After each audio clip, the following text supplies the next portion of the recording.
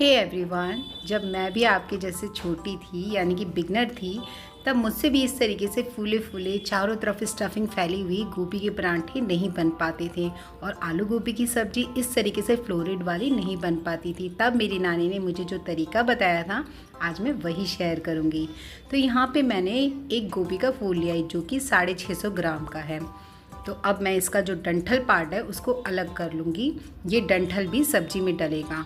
तो यहाँ पे आप देख सकते हैं कि गोभी कितनी साफ़ है। अब इसके जितने भी फ्लोरिड है ना, यानी कि जितने भी ये फूल हैं, इसको मैं इस तरीके से हाथ से तोड़ करके अलग कर लूँगी, क्योंकि मुझे यहाँ पे गोभी के जो फूल है उसको साबुत साबुत रखना है और ज़्यादा छोटे पीसेस में नहीं रखना है का।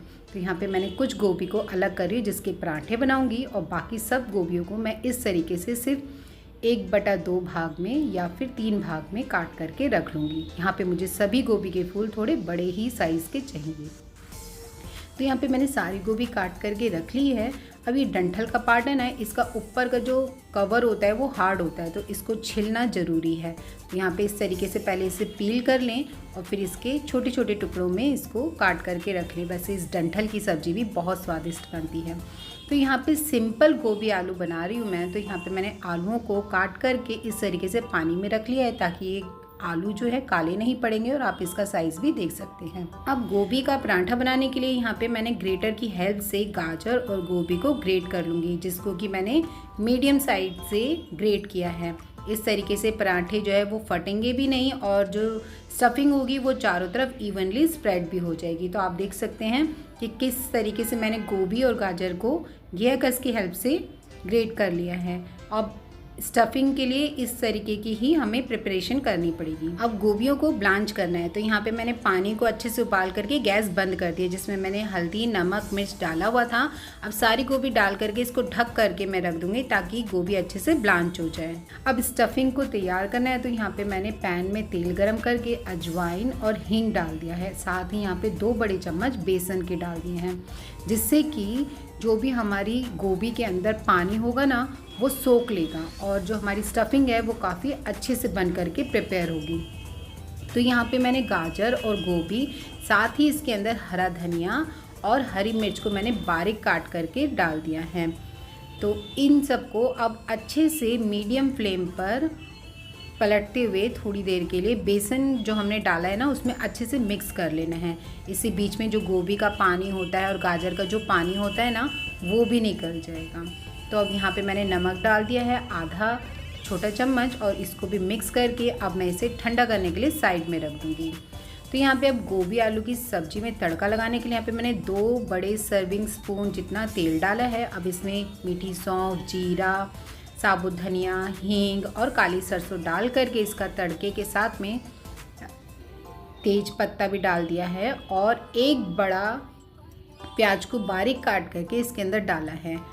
तो अब जैसे ही प्याज हल्का सा पिंक हो जाएगा, बस इसी स्टेज पर मैंने 1 टीस्पून जितना लहसुन अदरक का पेस्ट डाला है, और अब यहाँ पे मैंने जो डंठल काट के रखी थी वो भी डाल दिया है। अब यहाँ पर मैं इसी के साथ में ही आलू भी डाल दूँगी। याद रहे, यहाँ पे प्याज हमें ज़्यादा ब्राउन नहीं करना है, क्योंकि जैसे जैसे सब्ज़ी पकेगी उसके साथ साथ प्याज भी ऑटोमेटिकली कैरमलाइज्ड होता चला जाएगा। तो यहाँ पे अब मैं मसाले डाल रही हूँ। तो 1 चम्मच नमक, आधा छोटा चम्मच हल्दी पाउडर, आधा छोटा चम्मच धनिया पाउडर, 1/4 छोटा चम्मच लाल पीसी मिर्च और आधा छोटा चम्मच यहाँ पे कश्मीरी लाल मिर्च का इस्तेमाल किया है। अब इन सबको अच्छे से मिक्स करके अब इसी के साथ में जो मैंने गोभी गर्म पानी के अंदर डाल करके भिगा करके रखी थी ना, बस उसको भी इसमें डाल देना है। तो यहाँ पर ऑलमोस्ट 50% तक गोभी ऑलरेडी हमारे गर्म पानी में भीगे होने की वजह से पक चुकी थी। तो अब जितनी देर आलू पकने में लगेगा, बस उतनी देर में ये गोभी भी पक जाएगी, जिससे कि हमारी गोभी जो है ना हलवा नहीं बनेगी। तो अब यहाँ पर गोभी का पराठा बना रही हूँ। तो जिससे मैंने पराठे के लिए लोई ली थी, उसी तरीके से लोई लेके उसके अंदर ये स्टफिंग फिल करती है। अब जैसे हम नॉर्मली पराठा बनाते हैं, तो इसको इस तरीके से बंद करके इसका रोल बना करके इसको आटे में लगा करके वापस से हल्के हाथों से फैला लेना है। तो इस तरीके से स्टफिंग जो है वो चारों तरफ फैल चुकी होगी, और यहाँ पे अब गोभी का पराठा बिल्कुल भी नहीं फटेगा। तो यहाँ पे हल्के हाथों से बेलना है, और स्टफिंग भी ईजिली चारों तरफ स्प्रेड हो जाएगी, और गोभी का पराठा बहुत अच्छा फूल करके भी रेडी होगा। तो यहाँ पे अब हमें उल्टी साइड से तवे के ऊपर गोभी का पराठा डालना है। तो तवा पहले गरम कर लें, फिर उसको मीडियम फ्लेम पर रख के पराठा डाल दें। अब साइड बाय साइड जो गोभी आलू हमने पकने के लिए रखे थे, अब यहाँ पे एक आलू को काट करके देखें तो वो अगर हल्के हाथ से दबने पर वो टूट जाता है तो इसका मतलब आलू हमारे पक चुके हैं। अब यहाँ पर मैंने टमाटर डालना है, तो पहले आलू को पीछे करके फिर टमाटर डाले। अगर मैंने पहले टमाटर डाले होते तो आलू नहीं पक पाते, तो इसीलिए इस तरीके से टमाटर डालें और अब इसके ऊपर ये सब्जी डाल करके इसको ढक्कन लगा करके वापस से रख दें। तो जितनी देर में पराठा सिकेगा ना, बस इतनी देर में टमाटर भी जो है लो फ्लेम पर अच्छे से पक जाएंगे सब्जी के अंदर। तो अब यहाँ पर पराठे को हम नॉर्मली जैसे सेकते हैं तेल या घी डाल करके, बस वैसे ही सेकना है और हल्के हाथ से प्रेस करते हुए स्पून से इसको पलटते पलटते हुए पराठे को सेक लें। तो अब आप देखेंगे कि पराठे की स्टफिंग जो है वो चारों तरफ भी फैल चुकी होगी, पराठा बिल्कुल भी नहीं फटा होगा और पराठा जो है काफ़ी अच्छे से फूला फूला तैयार होगा। तो आप देख सकते हैं किस तरीके से पराठा फूल चुका है। अब ये पराठा बन करके रेडी है और यहाँ पे सब्जी भी बन करके रेडी हो गई है।